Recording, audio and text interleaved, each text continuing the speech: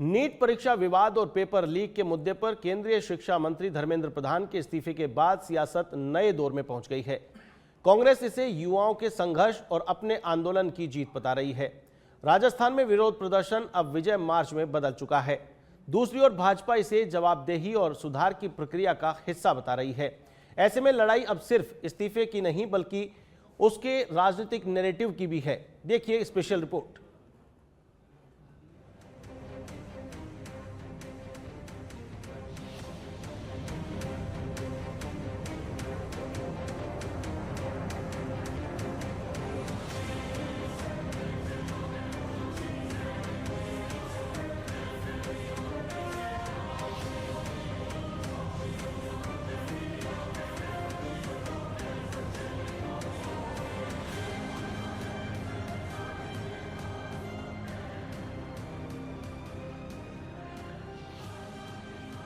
धर्मेंद्र प्रधान के इस्तीफे के ऐलान के साथ ही कांग्रेस ने अपना पूरा राजनीतिक संदेश बदल लिया है।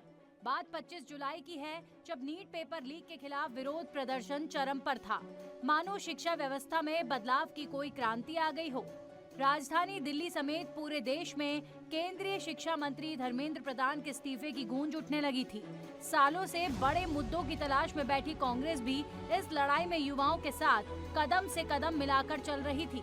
जब 25 जुलाई को केंद्रीय शिक्षा मंत्री ने इस्तीफा दिया था, उससे ठीक पहले कांग्रेस ने देश भर में मशाल जुलूस का ऐलान कर डाला था। लेकिन इस्तीफे के बाद जिन जिला मुख्यालयों पर कैंडल मार्च और मशाल जुलूस निकालकर इस्तीफे की मांग की जानी थी, वहां कार्यक्रम बदलकर विजय मार्च कर दिया गया। इसके बाद जयपुर समेत प्रदेश भर में कांग्रेस नेताओं और कार्यकर्ताओं ने इसे युवाओं की जीत बताते हुए रैलियां निकाली। कि छात्रों की इस आवाज को सबसे पहले आवाज किसी ने दी तो राहुल गांधी जी के द्वारा दी गई थी, और राहुल गांधी जी ने सर्वप्रथम राजस्थान के अंदर कोटा से इसकी शुरुआत की। छात्रों की गूंज जो कार्यक्रम शुरू हुआ वो कोटा से शुरू हुआ था, और राहुल गांधी जी ने सबसे पहले, अगर धर्मेंद्र प्रधान का इस्तीफा किसी ने मांगा तो राहुल गांधी जी के द्वारा मांगा गया था। कांग्रेस का कहना है कि नीट पेपर लीक और परीक्षा प्रणाली में गड़बड़ियों के खिलाफ सबसे पहले कांग्रेस ने संसद से लेकर सड़क तक आवाज उठाई। राहुल गांधी ने पूरे देश में छात्रों की गूंज अभियान चलाकर आंदोलन का बिगुल बजाया।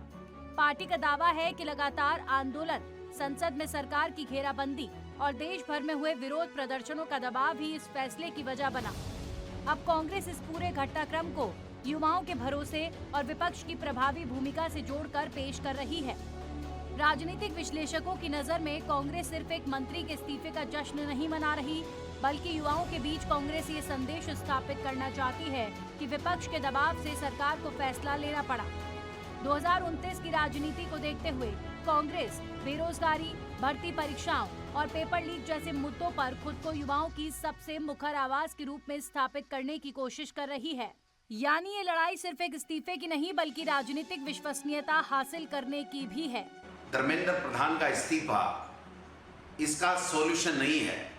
हमारे नेता राहुल गांधी जी ने जो शिक्षा व्यवस्था में आमूलचूल परिवर्तन की बात छात्रों की गूंज कार्यक्रम के माध्यम से कही है, उसमें साफ और स्पष्ट है कि इस देश में इस प्रकार की शिक्षा व्यवस्था हो जिससे सबको समानता का अधिकार मिले। हालांकि इस पूरी सियासी रणभूमि में बीजेपी का पक्ष अलग है। पार्टी नेताओं का कहना है कि सरकार ने जवाबदेही तय करते हुए बड़ा फैसला लिया है। इसे विपक्ष की जीत बताना राजनीतिक प्रचार भर है। भाजपा ये भी कह रही है कि परीक्षा प्रणाली में सुधार के लिए लगातार कदम उठाए गए हैं। पेपर लीक रोकने के लिए कानून को और सख्त बनाया गया है और दोषियों के खिलाफ कार्रवाई जारी है। बीजेपी नेताओं ने धर्मेंद्र प्रधान के कार्यकाल में लागू हुए नई शिक्षा नीति समेत शिक्षा क्षेत्र में हुए बदलावों का भी बचाव किया है। ऐसे में आने वाले दिनों में सियासी मुकाबला इस बात पर होगा कि जनता इसे सरकार की जवाबदेही मानेगी या कांग्रेस के आंदोलन की सफलता। यानी अब असली लड़ाई इस्तीफे की नहीं बल्कि उस राजनीतिक संदेश की है जिसे दोनों दल युवाओं के बीच स्थापित करना चाहते हैं। ऐसे में आने वाले दिनों में यही नैरेटिव विपक्ष और सत्ता दोनों की राजनीति का अहम आधार बन सकता है। सच बेधड़क के लिए जयपुर से सुनील यादव की रिपोर्ट।